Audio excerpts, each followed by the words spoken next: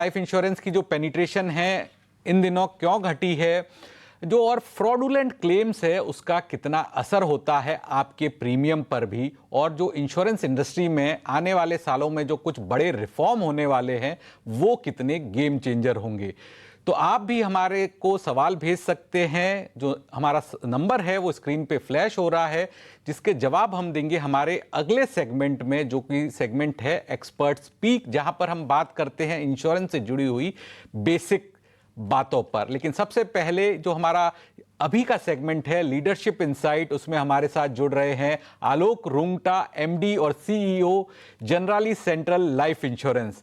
Company को नया brand मिला है, नया नाम मिला है। कंपनी को सेंट्रल बैंक ऑफ इंडिया ने जब हिस्सेदारी खरीदी है और उसके बाद जो है कंपनी का नया नाम है। और आलोक रुंगटा हमारे साथ इस शो में शामिल हो रहे हैं। बहुत बहुत स्वागत है आलोक जी हमारे शो में शामिल होने के लिए। आपको बहुत बधाइयाँ।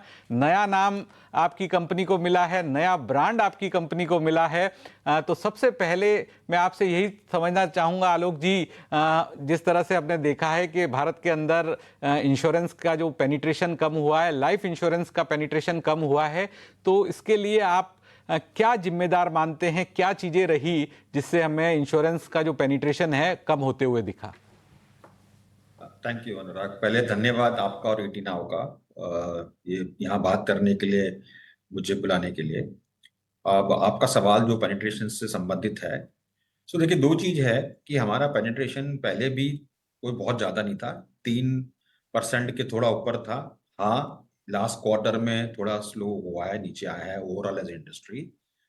अब दो तीन चीजें हैं इसमें मेरे हिसाब से, विच वन देखना चाहिए हमको। एक तो क्या हो रहा है कि धीरे धीरे जैसे जैसे एक बहुत बड़ा रोल होता था इंश्योरेंस का, जिसमें कंज्यूमर को लगता था कि इंश्योरेंस खरीदने से उसको टैक्स में राहत मिलती थी, तो धीरे धीरे टैक्स की राहतें कम हो रही है इंश्योरेंस में।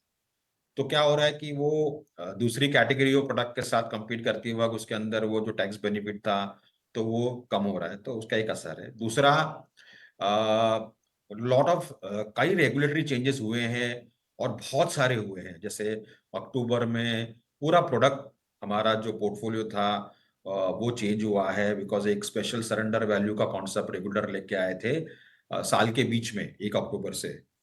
अब वो क्या हम लोगों ने सबने इम्प्लीमेंट तो कर दिया है, लेकिन अब उसका धीरे धीरे क्या असर है, अब कोई डायरेक्ट रिलेशनशिप तो नहीं बता सकते कि भाई इसी कारण से कम हो रहा है, बट बिकॉज इतने सारे चेंज हो रहे हैं और एक साथ हो रहे हैं, तो इन सब का मिला जुला असर है मेरे ख्याल से, जिसकी वजह से आपको लास्ट क्वार्टर थोड़ा सा डाउन था जो आपने डेटा बताया है।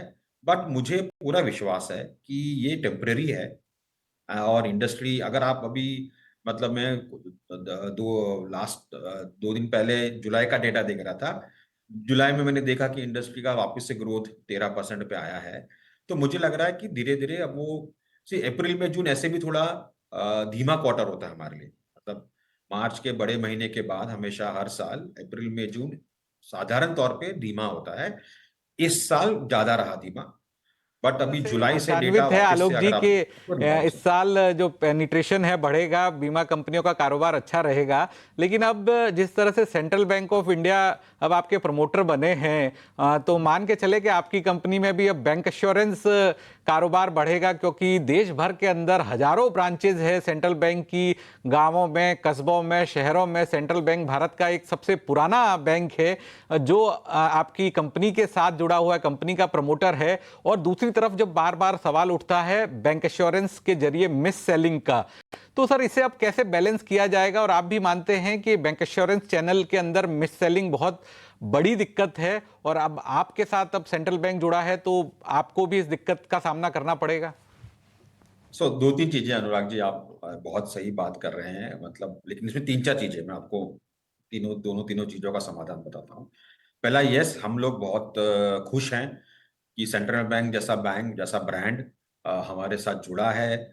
उन्होंने फ्यूचर ग्रुप का शेयर खरीदा है और उससे वो हमारे जॉइंट वेंचर पार्टनर बने हैं, इसलिए हमारी अब न्यू ब्रांडिंग है। अभी हम generally centrally life insurance company के नाम से जाने जाते हैं, तो ये हमारे लिए बहुत बड़ा पॉजिटिव। दूसरा, यस, उनके पास 4,500 से ज्यादा ब्रांचेस हैं। 15-16 हजार से ज्यादा टच पॉइंट्स है।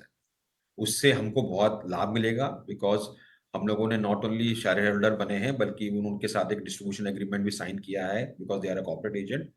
और उनकी ब्रांचेस में उनके टच पॉइंट के जरिए हमें इंश्योरेंस बेचने की अनुमति मिली हुई है, और हम वो उसका लाभ मिलेगा हमको, कोई डाउट।